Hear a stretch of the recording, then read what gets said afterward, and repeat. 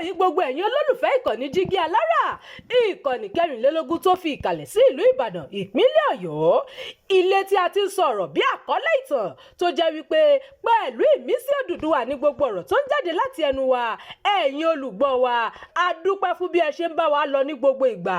Ojú tẹ́ fi ń wò wá kò ní fọ́, bẹ́ẹ̀ sì ni etí tẹ́ fi ń gbọ́ wa kò ní di tẹ́ náwó sí láéláé. Abdulkareem Nimas ni oníròyìn yín.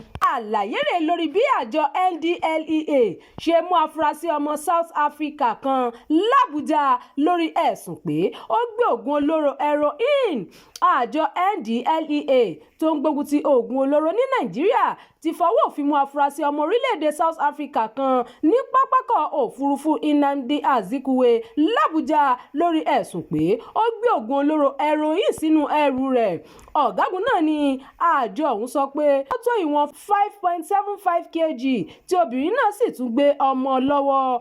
NDLEA ní ọmọ ọdún mẹ́ta tí arábìnrin náà gbé lọ́wọ́ ló fẹ́ fi bojú kí àṣírí rẹ̀ má bàa tú níbi tí wọ́n ti ń ṣàyẹ̀wò fún ní pápákọ̀ òfurufú ìlú Àbújá lásìkò tí àjọ NDLEA ń ṣàyẹ̀wò àwọn ẹrù tó rìnrìn àjò pẹ̀lú bàálù Qatar Airways láti Doha sí Àbújá ní ọwọ́ tẹ arábìnrin náà.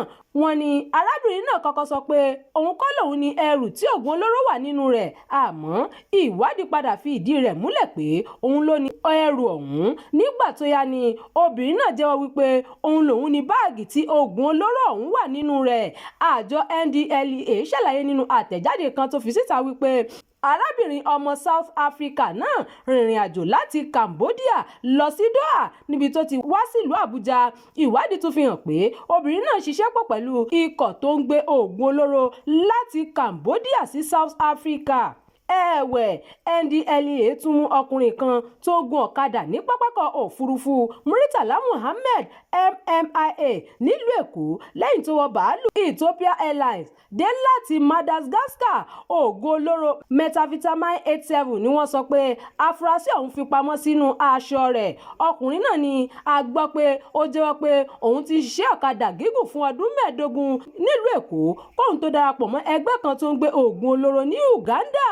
Ọkùnrin ọ̀hún ló jẹ́wọ́ pé ṣáájú ni òun ti gbé oògùn náà tí òun sì rìnrìn àjò lọ sí orílẹ̀-èdè Madagascar, ṣùgbọ́n àwọn ẹ̀ṣọ́ tó rí sí wíwọlé sí orílẹ̀-èdè náà kò jẹ́ kóun ráyè wọlé. Ìròyìn àjọ àjòfún ti àkókò yìí kò ní jù báyìí lọ. Ẹ má gbàgbé láti tẹ̀lé ìkànnì yìí, ẹ má bá wa pín ká kí ẹ sì fi èròǹgbà yín sí abala àríwísí.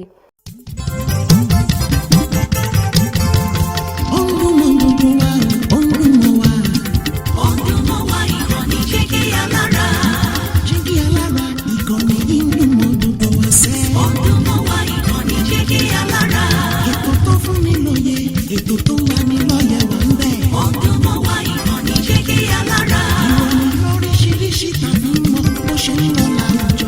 Ọdún mọ́ wá ìkànnì Jígí Alára. Ìkànnì Jígí Alára. Jígí Alára. Jígí Alára. Jígí Alára. Ìkànnì Jígí Alára 24, bàbá gbogbo.